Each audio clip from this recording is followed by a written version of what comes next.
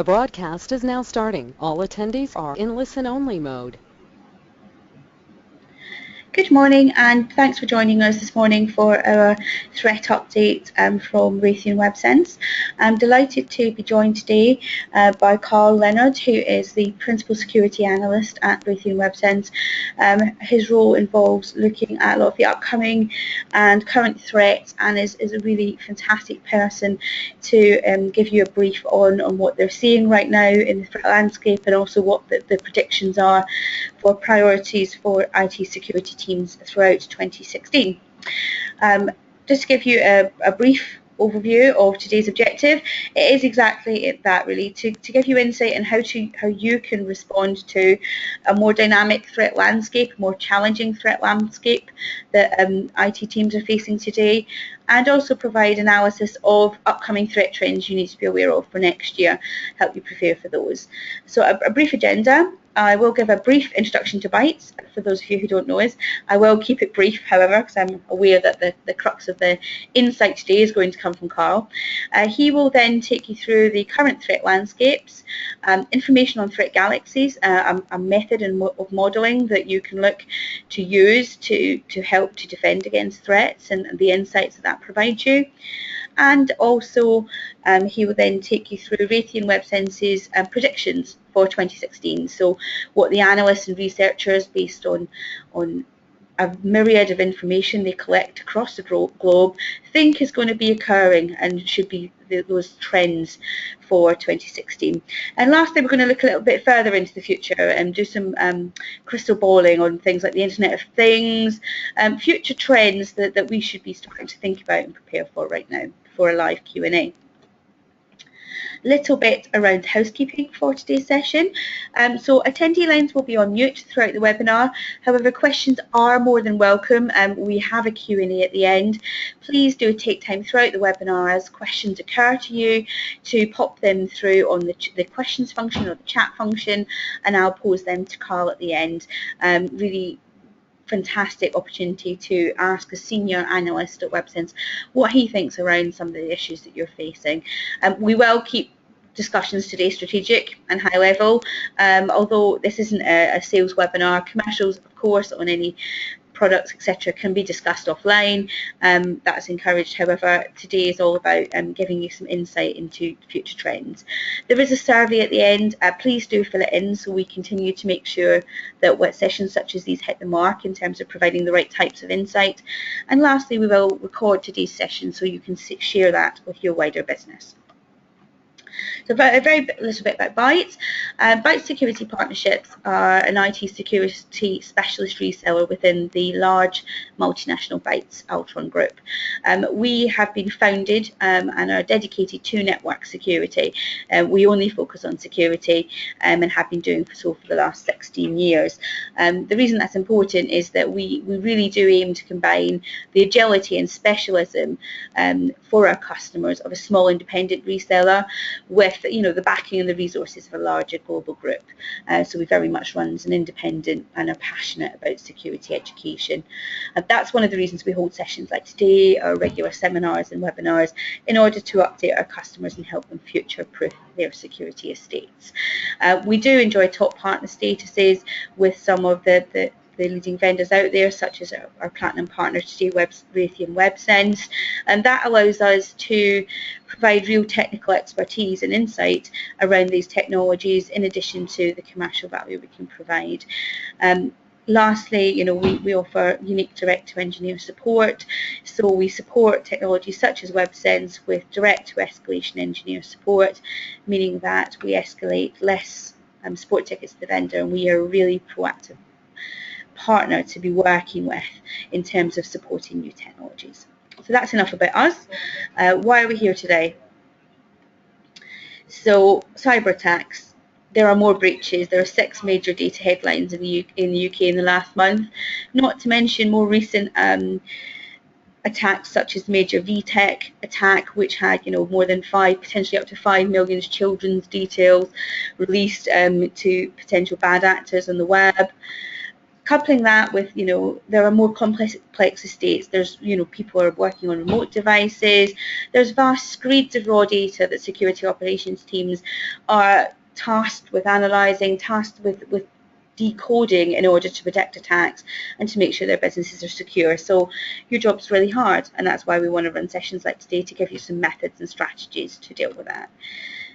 Couple that with companies are working with multiple disparate point solutions, so they're working with specialist technologies, and those technologies don't always talk to each other and automate connections. So that's another issue that IT teams are facing, and that's all leading to security operations teams being tasked to do increasingly more and deal with more data, be alert for more breaches with less time. And what we want to do is to identify ways, solutions, and strategies to help deal with those 4 challenges.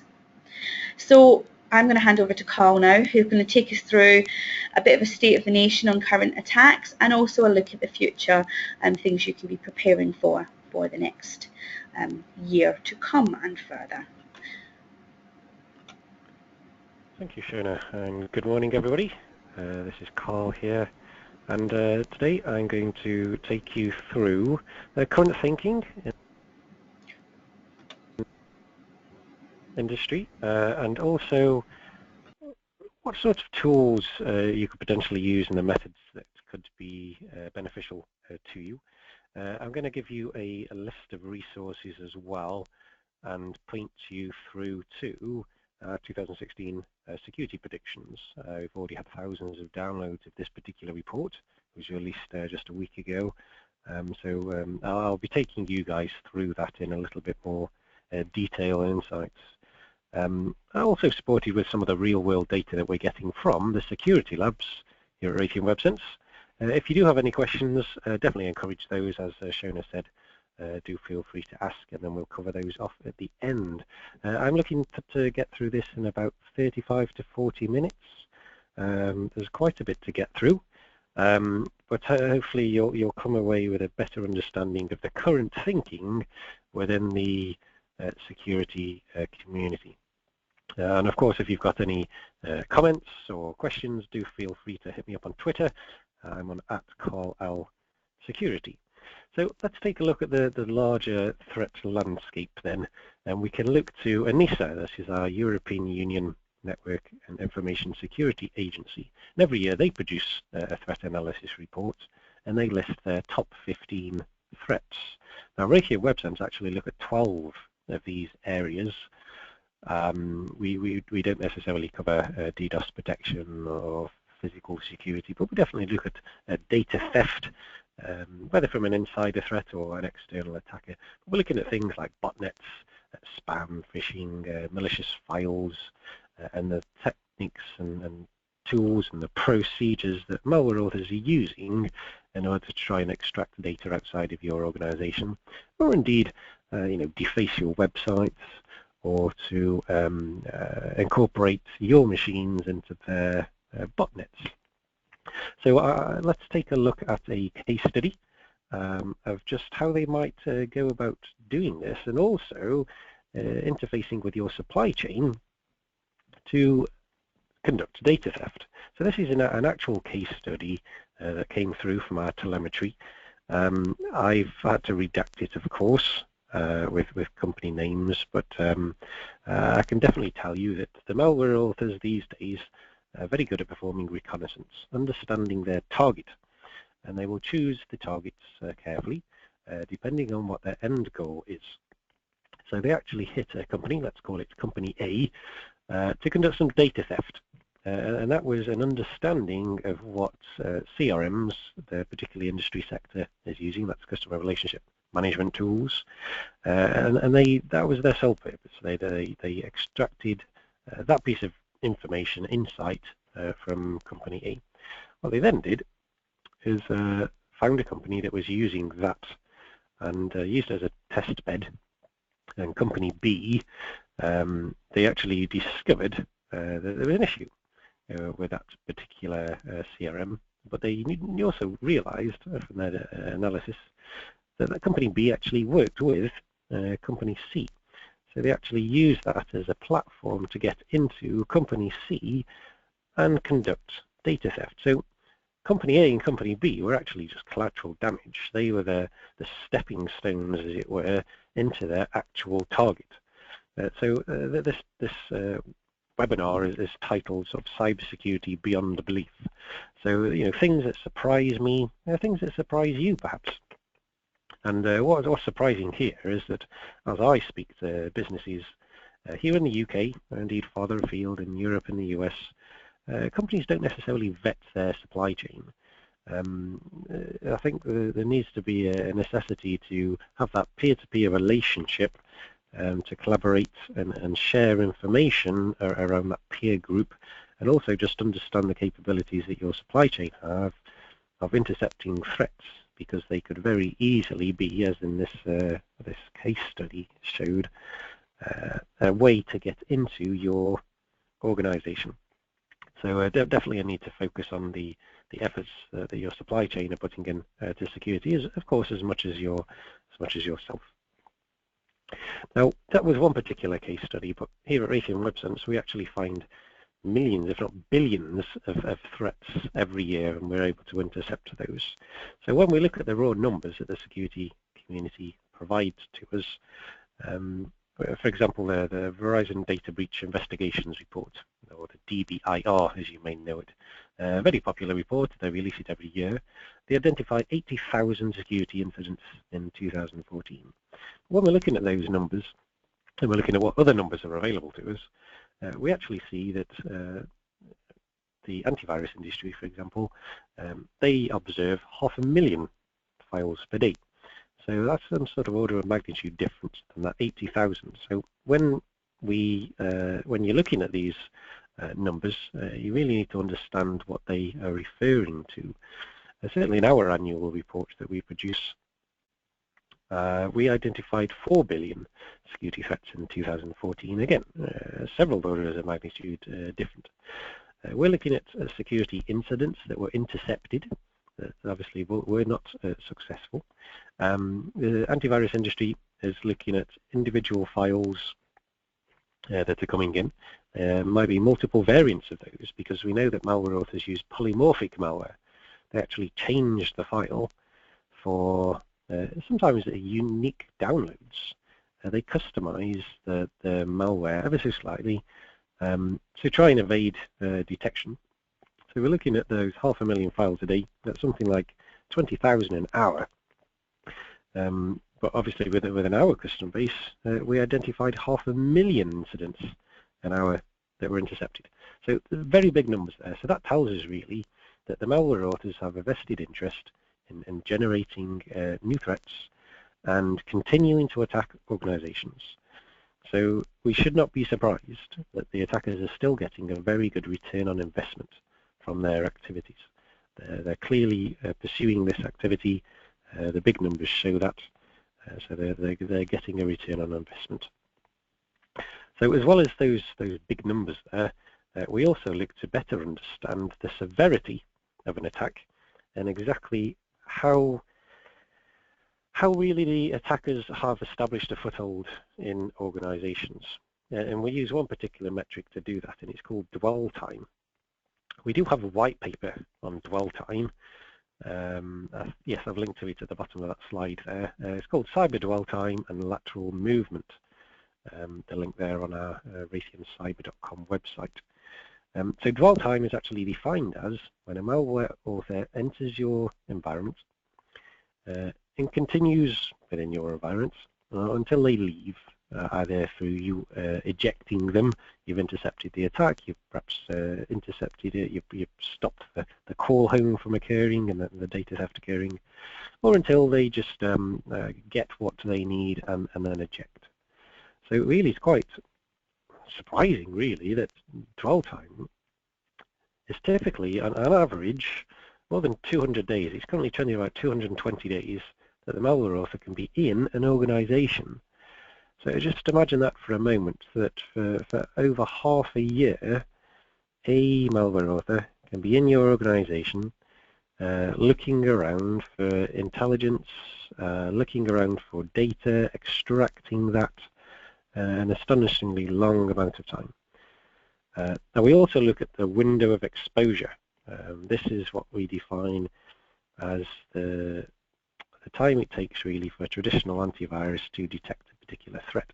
So not only are the malware authors in an organization for over half a year, running wild within the organization, but they're also using these continual attacks, new variants of files, and we're actually finding that traditional antivirus is almost a day late in identifying those threats. So there's ample opportunity for malware authors to go about their business.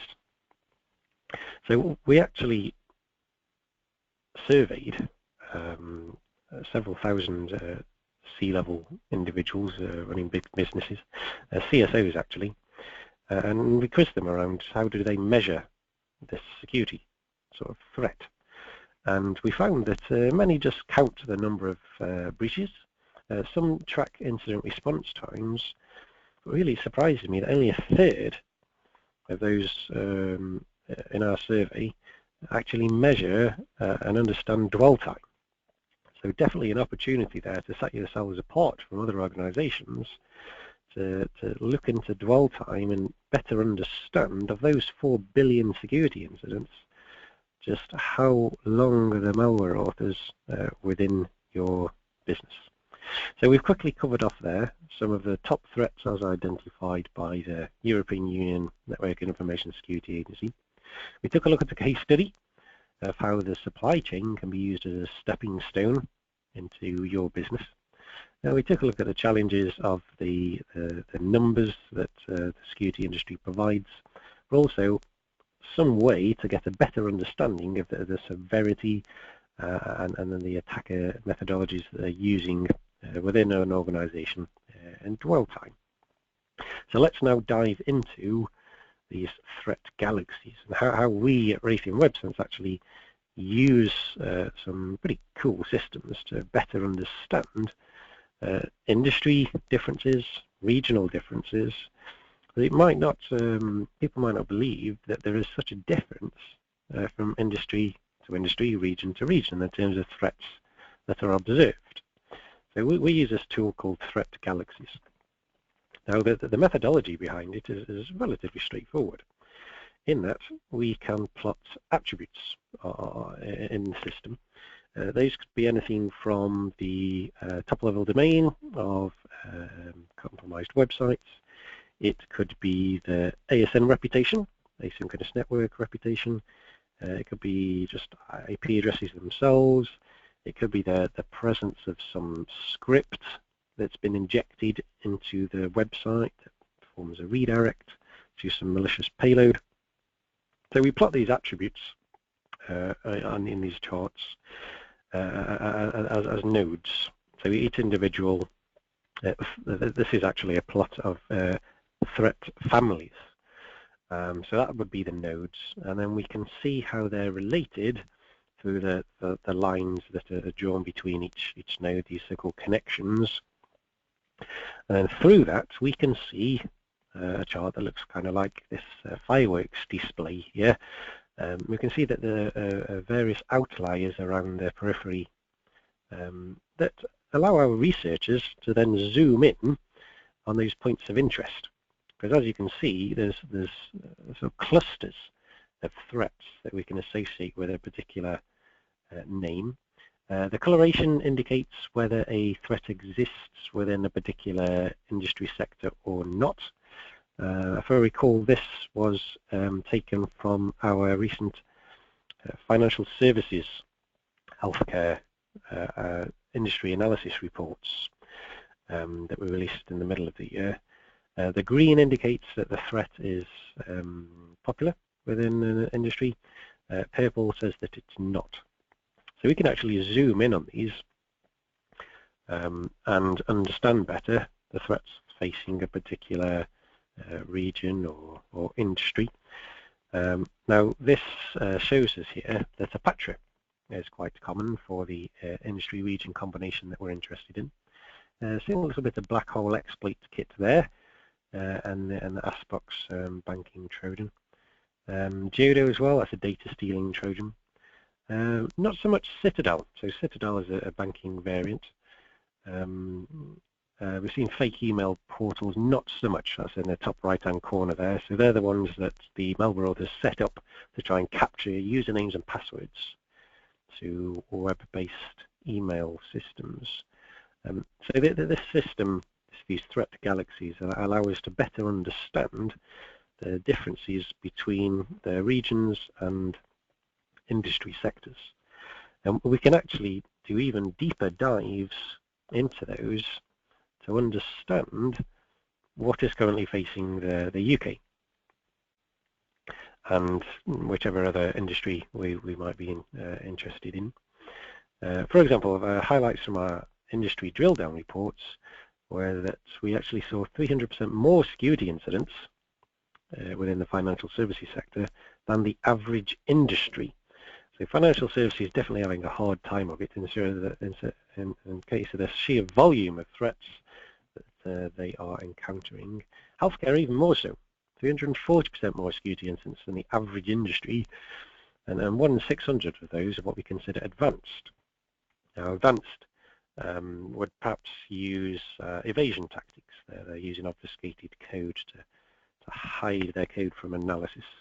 They're probably figured out how to bypass the sandboxes. They're probably using methods to encrypt their command and control communications when they're trying to exfiltrate data from an organization. So 1 in 600 within healthcare what we consider advanced as well. Now if we look at the UK with our threat Galaxies system, we can see that they actually see 3 times more Apatra, which is used as a delivery mechanism for other malware, 3 times more often than the average country. Not so much a variant of ransomware called crypto war. Now Australia is actually #1 for crypto war, accounting for approximately 70% of all global encounters with ransomware. Definite threat to that region. If we look at France, it's actually seen 7 times more nuclear pack. So nuclear pack is an exploit kit. It's very popular with malware authors, incredibly popular within French organizations, it would seem. You might have heard of Angler exploit kit as well. Very popular, often at the cutting edge, more known for the use of zero-day code and exploits that perhaps Adobe or Microsoft haven't patched yet. So Angler is actually responsible for one of the compromises on the independent newspaper in the last few weeks. One of their blog sites is delivering up Angler exploit kit code. Sometimes regions, as we can see from our analysis, actually see less malware than the average industry. Now that doesn't mean to say that you can take your eye off the ball and ignore a particular threat. In fact, for healthcare as a sector, we did some analysis and saw that whilst they have a high volume of sort of these background threats, there are occasionally large spikes in threats that may last over just a 24-hour period, where the malware authors are just hitting that sector with a type of malware they've just not used before. So imagine if you're a defender of an organization in that sector. You've understood how to mitigate the baseline threats, and then suddenly you're hit with something new. You're going to have to build new controls you're going to have to understand it, you're going to have to do some analysis, and then whilst you've done that, the threat just disappears, and you probably won't see it again for another few months. So this is the tactics that the malware authors are using to really sort of stay ahead of the defenders. Because we're definitely in an environment these days, and I think there's an increasing realization that there's a sort of co-evolution of defenders and attacker behavior. So we can drill down even further, take a look at some of our stats. This is real-world data comprised over the last 3 months, September through November, of attacks affecting the UK. So I've mentioned fake email portals already that Threat Galaxies showed us weren't so popular in that particular industry sector, but it's actually quite popular in the UK as a whole, about 18%. So let's say 1 in 5 incidences or encounters with a fake email portal. This is the one that tries to capture your username, your email address, password, login, so that the malware authors can then simply get access to your email trails, maybe even send email from you, pointing folks to a URL that might be under their control. Injected websites are used as laws in about 18% of attacks in the UK. And we're seeing SEO poisoning being used in 10% of occasions, so 1 in 10 in the UK in the last 3 months are SEO poisoning, so that's search engine optimization poisoning. That's where the malware authors implement meta tags into the HTML code of a website to ensure that that rises to the top of any search engine results. So if folks are searching for, say, Christmas present ideas, they would populate those keywords into the website. That would rise to the top of the search engines, having been indexed by Google and Yahoo and the like, and then their malicious compromised website would actually be shown to users first, and the user is more likely to click on what's at the top of the search engine, and you can see the potential for damage there. Now spam is quite popular, 6% of encounters, unsolicited content there. Definitely a need for understanding of the email attack vector, productivity wastage, and just new nuisance email coming in. Definitely worth knocking that out in the early stages of the threat lifecycle. And then no surprise there, the back channel traffic. So that's a call home or command and control stage when the malware authors are trying to extract data from the compromised end user's machine. So a quick summary of the top 5 threats there affecting the UK. This webinar is entitled Cybersecurity Beyond Belief. It still surprises me that not all organizations understand the differences that exist from region to region, sector to sector, and appreciate they have to protect the organization to suit those challenges. And indeed, the threats that you're protecting against can change very rapidly. So I took a step back from the UK, zoomed out to Europe, and we took a look at the last 3 months of threats are facing all of Europe. And they're slightly different. You can see that fake email portal there, just 8% of encounters within Europe as a whole, these fake email portals. It was 1 in 5 encounters within a UK organisation. Compromised websites are more popular in Europe as a whole than facing the UK, coming out at 22% versus 18% previously. What else have we got? SEO poisoning about 9%, and I think for the UK that was around 10%, so it's about the same. So definitely something that needs to be on folks' radar. So this sort of insight is useful if you have offices in various locations around the world. And again, this is real-world telemetry of actual threats in the last 3 months, and the trends that are more popular than others. So whilst we're looking at the threat types that exist, we can also refer back to our case study, war story number 1, of the malware authors piggybacking on the supply chain to get access to an ultimate target organization. So that was a CRM that they were looking at. CRMs often use encrypted channels to share the information back to their cloud data centers. Did you know that could be a huge blind spot? So I don't know if the systems you're using right now have an ability to look at the content that is shared within encrypted traffic, either inbound or outbound.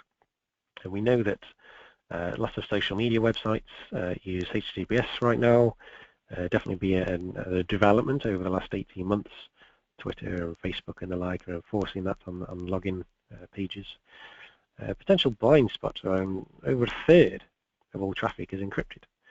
So a definite need for some sort of SSL decryption, SSL inspection technologies to just check that that content is what you expect it to be. And indeed, we've had to build systems within our product sets that looks for custom encryption when the malware authors have devised their own algorithms, encryption algorithms, and we can actually identify an alert on that. And that's out of necessity because it's a tactic that malware authors are using and probably have been using for 3 or 4 years now. So we've covered off there the current state of play, looking at analysis of the UK, of Europe, of various industry sectors in the last 3 months. But we're also always looking to the future. We actually have teams that are looking into the more advanced research, anticipating trends of technology adoption, and we can then predict quite accurately what might happen and what sort of threats should be on people's radar for the next 12 months, 24 months, even going out to 3 years perhaps. So these are available through our 2016 Security Predictions report. We have 8 this year. Now, as you look through these, we do have some good takeaways listed within each, within the main report. I'm going to just quickly go through some of these, and so that you can better understand how to approach our report.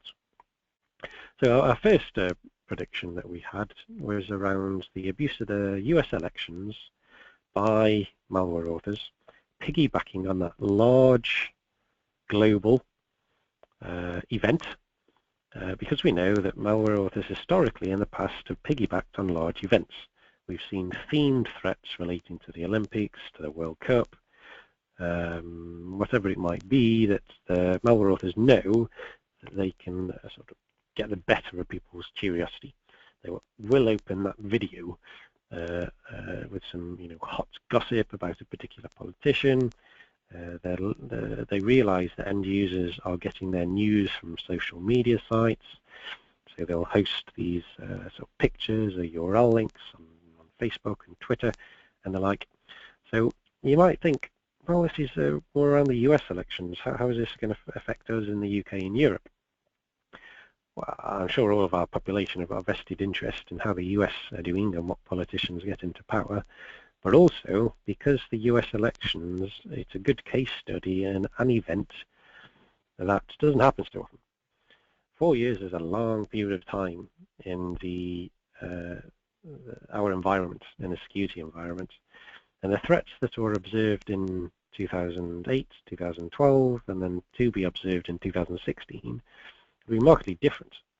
So what we should do is sort of take the US election of 2016 as a lessons learned for what we can expect for upcoming elections here in the UK and Europe, because the threats that we saw in 2012 might not be used so much. So definitely one to put in your diary to better understand what was abused for the US elections, so that you can better understand for your local areas what sort of things to look out for. Number 3 was attacker trends. We zoomed in on the onset of the generic top-level domains. So this is a fairly recent initiative from ICANN. You could register, if you so wished, a .col or a .questions or a .webinar or .whatever you like, and then host domains under that. Now there are 800 of these generic top-level domains that have been set up so far, and we've already seen many domains hosted on there. In fact, we've seen millions of domains that we consider suspicious or malicious. This tells us that malware authors will continue to abuse these new technologies as we implement them. That shouldn't really be a surprise. We've seen that before. But what is surprising is some organizations' inability to look at the content that is hosted on those sites, understand the reputation of particular top-level domains, and be able to control access to those from their end users. So definitely want to raise awareness. Generic TLDs are here. Malware authors are abusing them already. Be on the lookout. Another interesting one is cyber insurance. So we're predicting that cyber insurance will become more of a sort of the insurers will demand certain things of the organization that's seeking to take out a policy. They will probably dictate the type of technology that is available and is used by an organization. Much the same as when you take out car insurance or house insurance, when the insurers insist on having an immobilizer, or indeed for some high-end cars, a tracking device fitted before they will give out a premium. And in fact, that will become more evidence-based. So you can imagine an insurer, a cyber insurer, asking to see evidence of the pen testing report that you've done on your organization. So, of course, you have done a pen testing report. So it's definitely worthwhile looking into the sort of criteria that might exist for cyber insurance. I did see a report from Wells Fargo, I think it was US biased, but he did say that around 44% of organizations have taken out a claim on cyber insurance of those who've taken out a policy. So definitely an industry trend, something to look for, but of course prevention is better than cure. So we're definitely anticipating that businesses in 2016 will see this data theft prevention as a tool to reduce risk. Come from a point of view that assume that you're breached, assume that you have malware in your organization already. In fact, when we deliver proof of concepts sort of tools to some customers and prospects of ours, we in the labs get to see the extent to which an organization has existing malware, malware that's connecting out, machines that are already integrated into a botnet. It constantly amazes me the extent to which organizations have these problems already. So definitely, a need for looking into data theft prevention solutions seriously. Now, another prediction that's actually getting a lot of buzz on the social networks and within the security community is our prediction around the ongoing maintenance cost of this aging internet infrastructure. So we're already seeing some, the top websites, the certificates that are being used are still using sort of SHA-1 hashes, very antiquated. We're also acknowledging that organizations are having to balance this. Do you maintain, patch, and try to keep running these creaking old systems, or can you move on to something new? We know that there are challenges around that, so you just have to look to the ATM industry and their reliance on Windows XP that's embedded into those systems, given that that's end of life for support. Very challenging to keep those things going, running, and secure. So there's going to be an increasing emphasis on keeping these aging infrastructures up to date and secure. Maybe there's going to be a point of no return, as it were, that you have to move on to something new and better. It's just not plausible anymore to keep those old systems running.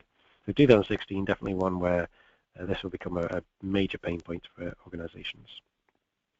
And then, of course, privacy. We're very much in a post-privacy era. We expect and realize that all the information we send out is in the public domain. It's on the social media networks. Probably people are consciously sharing information, knowing that it will be in the public domain. So expect your employees to actually try to regain some of their privacy back. Do you have capabilities to identify the use of Tor? Do you have capabilities to understand when they're trying to use a proxy to bypass security solutions? Are you able to investigate that encrypted traffic to check that nothing untoward is being shared or sent. So do take a look at our predictions report. It is available for download on our website. It goes into much more detail and also gives a lot of takeaways as well for what we'd definitely recommend organizations consider in 2016. There's also a podcast that we did on this topic. It's a 40-minute podcast on our lab talk. It's on SoundCloud and iTunes. So do brace yourselves for 2016. So looking far into the future then, but it's already here. The Internet of Things. I don't know how many of you guys have got smart meters on your homes already that are monitoring your electricity and sending the meter readings back. You know, the thermostats that we have to control our heating systems, the CCTV cameras that automatically turn on and send footage back and share photographs of the neighbour's cat walking past our front door, send them to our mobile phones. So the Internet of Things is definitely here. There are going to be some industry sectors where the IoT is more readily adopted than others. Think healthcare, think manufacturing. However, maybe we can learn from some of our experiences of past years around the bring your own device, for example. The Internet of Things is connected devices. Well, we've already had connected devices in terms of mobile phones, tablets, and we've already gone through that sort of pain and understanding with our employees that they were to bring a personal mobile phone in and try and connect it to the corporate Wi-Fi and the controls that we put in place around that. So maybe it's not so different, the Internet of Things, with these other connected devices. Obviously, they're much smaller, and they probably don't right now have perhaps a greater business use unless you're in particular energy sectors or manufacturing or healthcare that would see them adopted. But Gartner's certainly thinking that these wearables will become more popular. They're predicting around 2 million employees in the next few years will actually need to have a wearable on their person, maybe to track you know, heart rate or something like that, and employees will actually insist on it. So that's an interesting thing from Gartner there. Cloud computing, we know that these small devices are going to be sending data, collecting data, the sensors for the most part. Where are they going to send that data? Oh, it's in the cloud. We're kind of used to understanding how to secure the cloud. We're used to sharing data with the cloud. And there will be a hell of a lot of data, big data. And we've had those problems for decades now. So it shouldn't be too much of a challenge to move over into this space. So perhaps there are lessons that we can learn. However, sometimes IoT throws us a curveball. And the dangers have already been demonstrated. We've seen insulin machines that can be manipulated, even so far back as 4 years ago at the Black Hat conference in Vegas in 2011. Insulin machines can be manipulated to adjust their dosage, IoT devices. We've seen how the central heating systems and lights can be turned on and turned off at will, remotely, within hotels. We've seen how cars can be run off the road remotely by bypassing the gateway controls that are inside of the car and then adjusting the brakes and the steering, all done remotely. We've seen how drones can be knocked out of the sky as well. So yeah, lots of concerns with IoT. It's not going to be relevant to all, but it certainly should be something on your radar to keep an eye out for what other businesses, other industry sectors, how they're adopting IoT, how they're trying to control it. And certainly with Christmas coming up, with many employees getting new cool tech, just keep an eye out in January should any new trends evolve there and you're finding all these unusual devices connecting into your corporate Wi-Fi.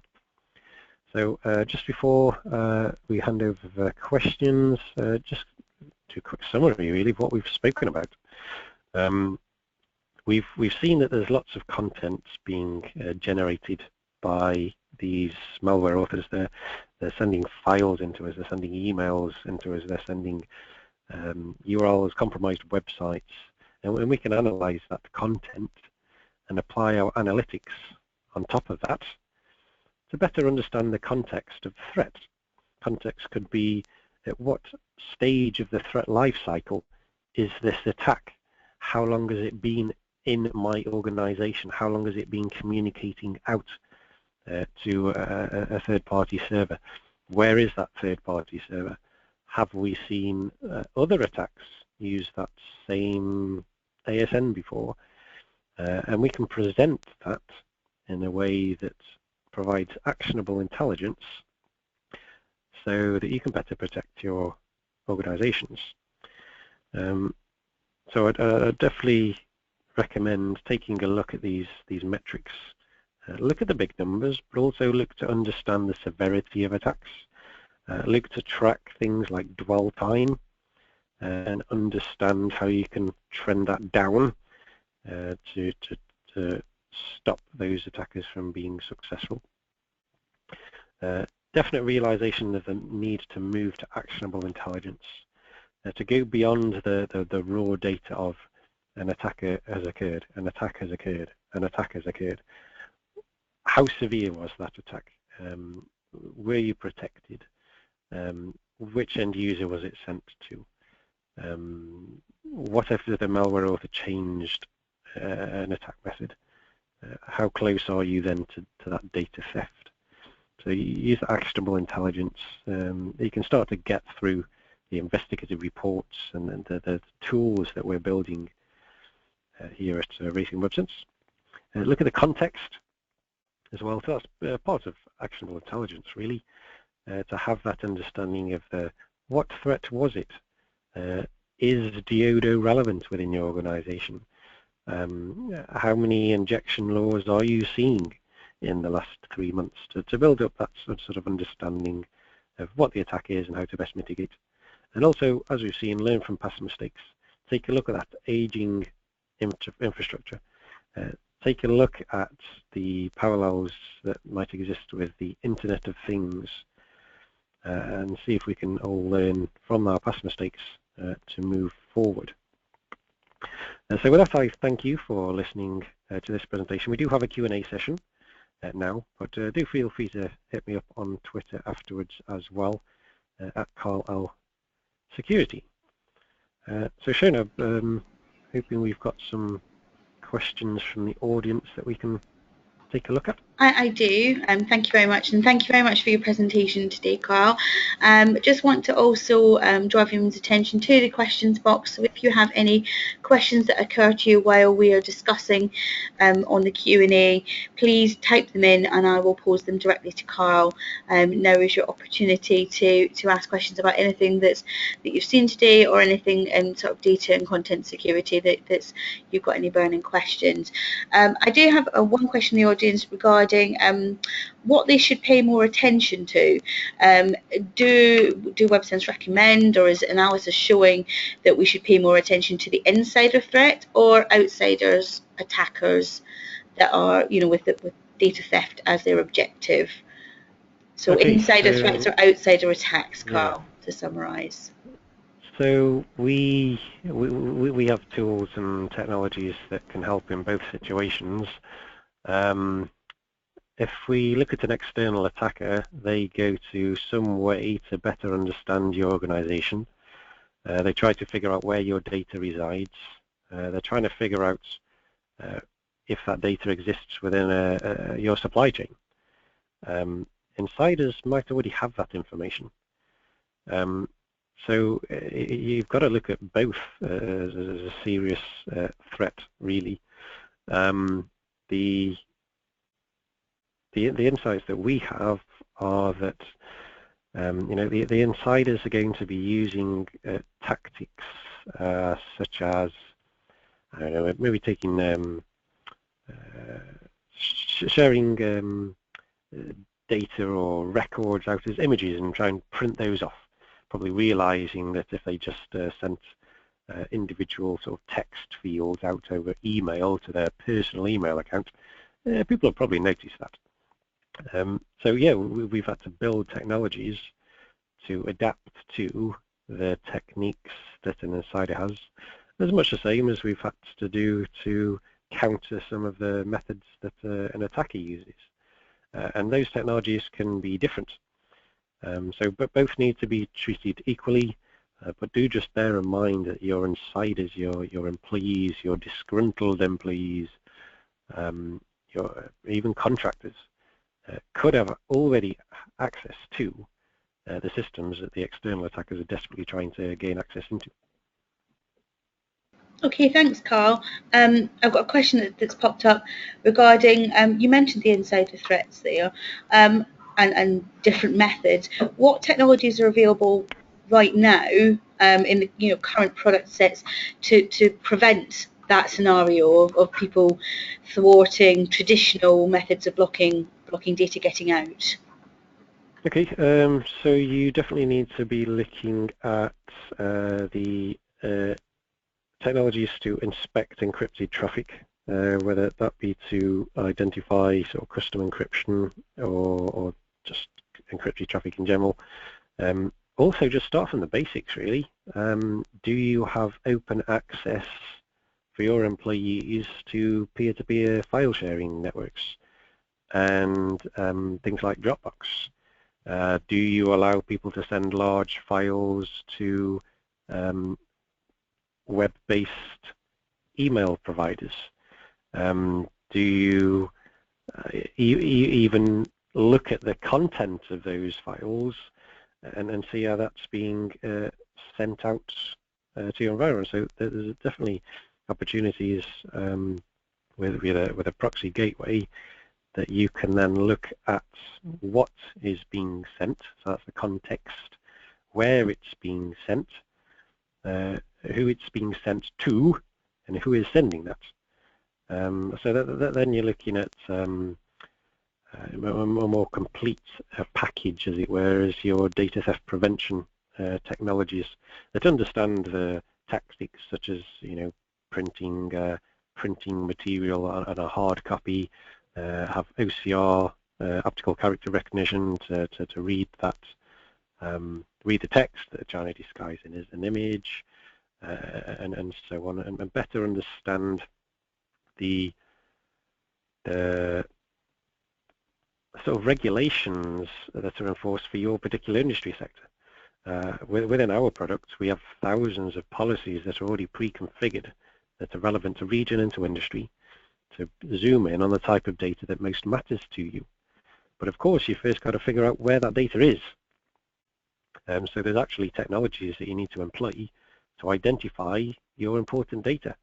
And the systems that we've developed that start to learn about what is important to you and then identify to you where that data is. And that's going to often be really useful for business practice anyway, when you found that actually people are storing this data on the C drive of their laptops, and we've already told them and made available that there's a file share network available to them, but they're not using it.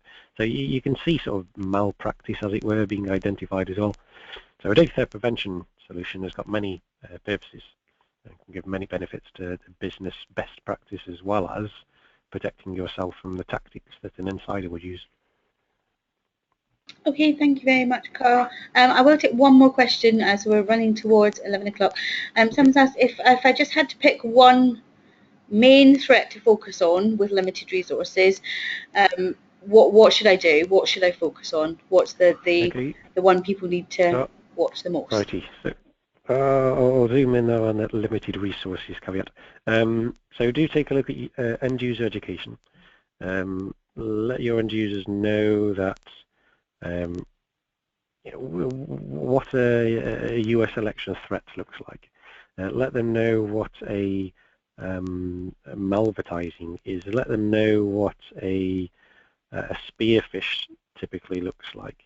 Have your end users as your eyes and ears, and you might be surprised by the engagement that your employees have to better protect their business. Something that we run at Raytheon Websense is what we call Catch of the Day. Yes, we're a security company, but we do actually encourage our employees to flag up anything unusual, whether it be physical or in the cyber arena, anything to do with security. Flag it up to a mailbox called Catch of the Day. So we get reports from our employees of whatever issue they might have identified, and then every quarter our CEO actually hands out awards for the person who identified the biggest security risk, proposed a solution for it, and then we've implemented that extra control to prevent that risk becoming a big problem. So yeah, I definitely recommend that could be an option to do with limited resources. And of course you can start small, as I mentioned around the data theft prevention technologies. Start to look at what your end users are sharing. Are they using peer-to-peer file sharing systems or Dropbox?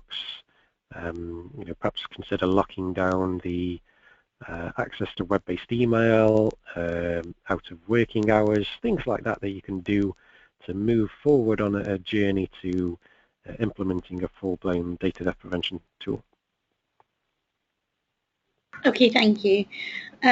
I'm just going to give a minute or so for any other questions, but I think we're pretty much done. Thank you so much to everyone for attending. I appreciate that it's difficult to get time out of your busy days in order to attend these sessions. I hope you have found it valuable. And I also want to thank Carl for taking time out of his schedule to give us those updates. Thank you. No problem. Just to reiterate, this session has been recorded, so we will make that available to everyone who has been on the line and also those who registered but couldn't attend. Thanks everyone for joining us, and good morning.